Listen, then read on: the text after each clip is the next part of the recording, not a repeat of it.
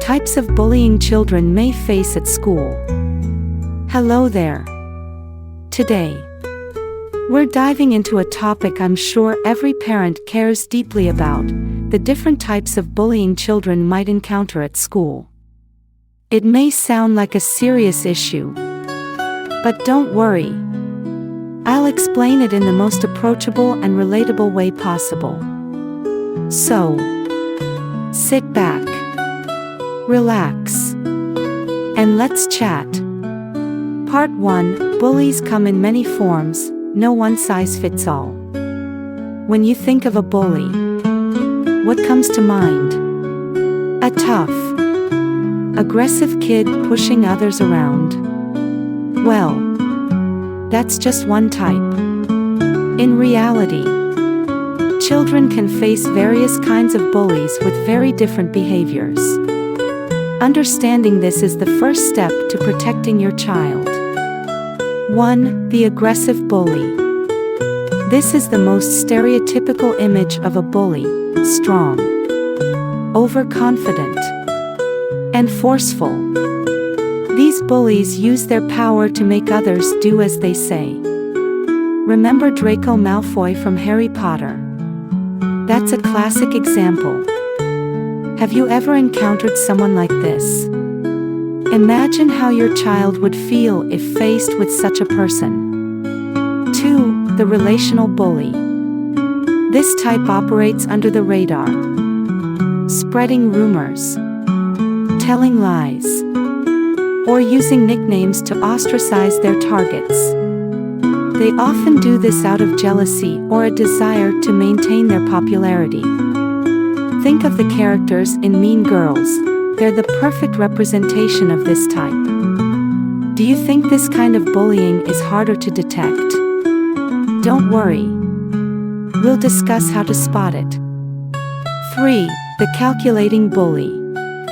These bullies seem sweet and harmless at first glance, but are masters of manipulation.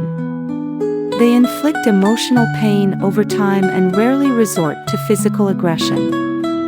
Doesn't that sound unsettling? But don't worry.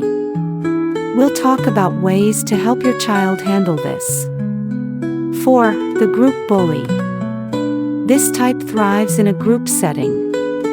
Alone, they might not act, but in a crowd, they join in to imitate and follow their leader. Have you ever heard someone say, "Everyone's doing it"? That's the mentality driving this type of bullying. 5. The apathetic bully. These bullies often lack empathy and enjoy seeing others suffer. They don't care about the consequences of their actions and need professional intervention to address their behavior. It's heartbreaking, isn't it? But with the right support, we can address this issue effectively. 6. The victim-turned-bully. Some bullies are victims themselves.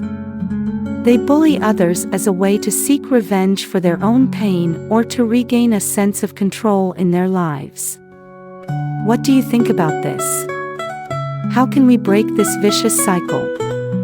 Part 2: The lasting impact of bullying. Don't underestimate it. Bullying isn't just something that happens and then goes away. It leaves scars that may take years to heal.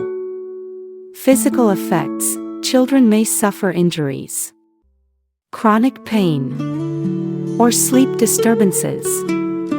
Emotional effects: anxiety, depression, and low self-esteem. Social effects: difficulty making friends and feeling isolated. Academic effects: poor performance in school, or even dropping out. Did you know that a 20-year-long study found that children who are bullied are at a significantly higher risk of depression and psychological disorders? That's why we can't ignore it. Part 3: What should parents do if their child is being bullied? Now comes the most important part. If you find out your child is being bullied, what should you do? Here are some key steps to take. 1. Listen and empathize with your child.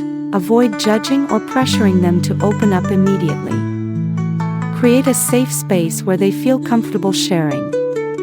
2. Contact their teacher or school staff. Report the bullying and ask for their support in addressing it. 3. Document everything. Keep records of incidents. Dates. Abusive messages. Injuries. Or property damage. These can be vital later. 4. Seek therapy if needed. If your child shows signs of emotional trauma, consider involving a therapist to equip them with coping tools.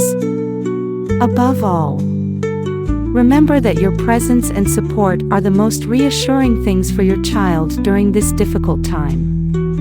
And that's it. We've covered the types of bullying children may face at school and how parents can help them navigate through it. I hope these insights empower you to stand by your child with confidence. If you have any questions or just want to share your thoughts, feel free to reach out. See you next time for more heartfelt conversations.